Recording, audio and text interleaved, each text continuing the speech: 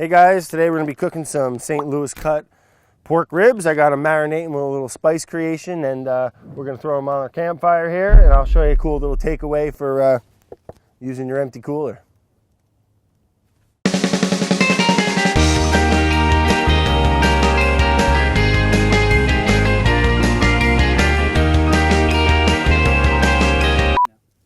So yeah, I got myself set up on a nice little 3-part fire here. So we got our little fire in the back that's producing charcoal for us to feed into these 2 chambers. I got these grates about anywhere from like 10 to 12 inches off the coal.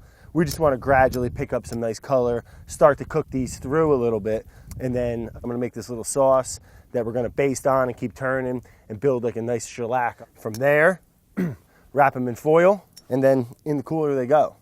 We also got some corn on the cob that we're going to char up with the husks on. See, what's great about a good cooler, it's just an insulated box designed to retain that cold temperature. It works the same way if you put hot things in there. It's going to keep it hot, the same way like a thermos works for coffee. Because my favorite way to cook ribs, one of my favorite ways, is you grill them real nice and then wrap them in foil and put them in the oven for a couple hours, and they come out perfect. So we're kind of going to turn it into like a low temp oven. I'm going to miss this little setup when we leave, Vinny. It's kind of a cool little kitchen, bud. Wear your gloves. All right, we can get that corn. We'll get that corn on the cob going. I love cooking corn on the cob like this. You know, I don't peel it, you know, or whatever you call that. What do you call that? What do you do? Husking corn, like corn huskers from Nebraska. Keep them right in here and just put this right over the cooking surface. If you're tight for space, sometimes I trim that off. Just keep turning them, let them get all charred up on the outside. The inside, when you're done, it comes out perfect. Nice and sweet, tender, kind of steams within the husks. So when you're working on a system like this over coals, you'll start to notice little patterns. I mean, you can adjust it by dragging coals to certain areas. You find your hot spots. You know, see if this one's picking up a lot of color, this one's not. You know, switch them in and out. You just got to keep an eye on it and just kind of work the grill. So now there's a little bit of that dry rub on it. Next part we're going to do, we're going to build a little sauce that we're going to brush on the old ribs there. Just whatever you're into, some kind of just Stubbs, appropriate. Stubbs legendary barbecue sauce. And then I'll put a pinch of this stuff in. This was the dry rub that we rubbed the ribs down with. What a healthy amount of that. Olive oil, only the good stuff. Good old-fashioned Budweiser. Oh, yeah, we'll pour some of that right in there. Yeah, you save a little swig for yourself. And yeah, we'll just mix that up. You want it kind of loose, but you also kind of want it a little thick, you know. You don't want it to just run right off. And that's it. That's all mixed up, ready to go. Oh, yeah. All right, let's go get a basting. So we'll get that going, and we'll just start mopping it on. You just want to brush it on nice. You don't want to go crazy heavy so it all drips into the fire. I mean, some's gonna, but we're gonna do this like 15 times on each side. So you brush them on and then you flip and let it kind of bake on. Now this part you really don't want to walk away from too much because the barbecue sauce will start to burn a little bit if you just let it go. As soon as I flip it, I start to apply the next batch. The sauce is starting to just like bake on it and become like its own little, you know, it's crusting up, it's baking on. I like the word shellac. It just starts to build layers of caramelized basting sauce. Meanwhile, we're turning our corn every so. You want it to get all charred up like that. Don't worry about the husk. The kernels they're not going to have really any color on them. They're just going to be perfect. All right, let's assemble the gummalini. This is how it comes together. All right, I ain't wearing one of them stupid looking winter hats with your big puffy palm ball on top. No. We don't roll that way, right, Vinny? Right, Brad. Oh, let me be your salty dog, and I'll go and baste your ass. Whoa. I can't say that. All right, I reckon we're almost ready to get them in foil. Oh, you didn't bring an industrial roll of tin foil with you? You know, camping, I think one of the best tools you can bring, I don't know if it's a tool, well, yeah, sure, it's a tool, is tin foil. You can make a lid, you can make whatever. We're going to use them to wrap up these ribs, lock in the heat, lock in the moisture, and let them steam in here. Hold on. Hello, what's up, Pat? Okay, bud.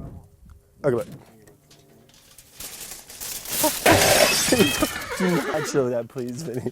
So yeah, I like to do a nice little double wrap because you really want to make sure all the heat and the moisture gets locked in there. You know, it might seem like overkill, but trust me, it's not. So we're gonna take those and you throw them right back on there and just let them get nice and hot inside the foil. We cooked them. I mean, technically you could eat these ribs right now. You know, you would just be chewing them off the bone like a dog. But now what we're trying to achieve is connective tissue and some of the tougher, you know, fibers start to break down. And I think that happens in most meats around 165, 160, something like that. 160 something like that. I like that. So by wrapping them in the foil, getting them hot in here, throwing them in the cooler, they carry over their heat and they actually continue to cook as if this were acting kind of like an oven. That color on the corn, that's what you're looking for. That's, I mean, you can even go harder. I think it can really take a hammering. You want to do a good 10 minutes like this. So crucial, don't just wrap them and put them in there. It'll be a better product when you're done if you let them spend a little bit of time on the fire in the foil. All right, I'm gonna go ahead and throw the corn right in the cooler. And then real quick, we're gonna just stack the ribs right on top. And again, the more things you add here, the more heat to trap, the better the oven. Close that baby immediately. Put a little lacho on there. All right, there's our little campfire oven. All right, if you wanted to, you could throw little locks on here. Boom, no one's getting in. Not Vinny, not Smokey the Bear, nobody. So we'll go ahead and put that right over here. We're gonna go take a little walk, come back in say 2 hours.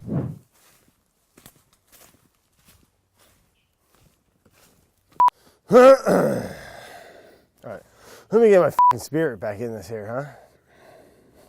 It's been a day. Oh yeah, get in here, Vinny. Look at that, steaming, baby. Oh yeah. Oh, they're ripping hot. Grab one of them there ears of corn. Close the door to the oven. All right, let's peel this baby up. Mind the finger, the old glove here, you know. You distracted me. I'm cutting up potatoes with the mandolin. Vinny starts talking about freaking bow hunting. And I go, oh, I can shoot a bow. Hoo-hoo, I can also cut my finger off. Thanks, Vin. Oh yeah, look at that, ripping hot. Ooh, it's hot. Hot to touch. Oh yeah, look at that. The meat is kind of coming. It's right there, man. It's perfect. Well seasoned all the way through. That dry rub really penetrates it. The meat's tender as can be. I don't need them to be pulling the bone out because then you're just eating like this big. It's delicious. I mean, I'm not complaining. I like eating it off the bone. You know, that's part of like the rib things. Let's see what the corn looks like. Oh yeah, still hot, man. You can't beat that.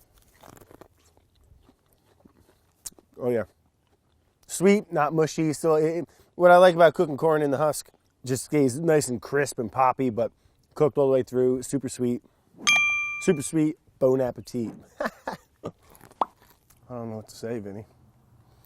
You know, what's that when you're at a party, you're at dinner and no one's talking? What's that mean? Food's really good, right? Corn on a cob, freaking ribs. Might as well be sitting in some barbecue joint. Oh, no. We're in the woods, Vinny. There you go, man. Push yourself, get out there in the woods and cook some different foods. And hopefully you can try this technique. Let us know how it goes. And yeah, get in the woods. Enjoy it. Cook. That's really good, man. I feel like a bird of paradise. You know, they do that nutty shit where they're going around, they like throw rocks in the air and build like little weird little structures to like woo a female. Vinny, I'm just, look, I built this, Vinny. Are you impressed? You want to mate for life, Vinny? Got these new glasses over at Rite Aid. You know, $20, man, got ripped off. But they made me sign up for, you know, you got to become a member and then you can buy one, get one free, but only if you give me your phone number and, you know, date of birth and the birth certificate of your first freaking child, then you can get in the Rite Aid Club. So I gave him a bunch of false information. Oh, God. And I got the glasses for free. Suckers. How do I feel about Subaru? Let's stop the car real quick. Yeah, I love Subaru, man. You know, all-wheel drive, reliable. Hey, I'm Brad Leone. I don't always drive, but when I do, I trust Subaru. Subaru, get out there. Enjoy the wilderness. No, but really, give me a car. Do we have to do the tent? Nowadays, these things are pretty straightforward. It's usually just a couple Oh, Jesus. Vinny. I mean, come on, bud. What the hell is this? This isn't funny, bud.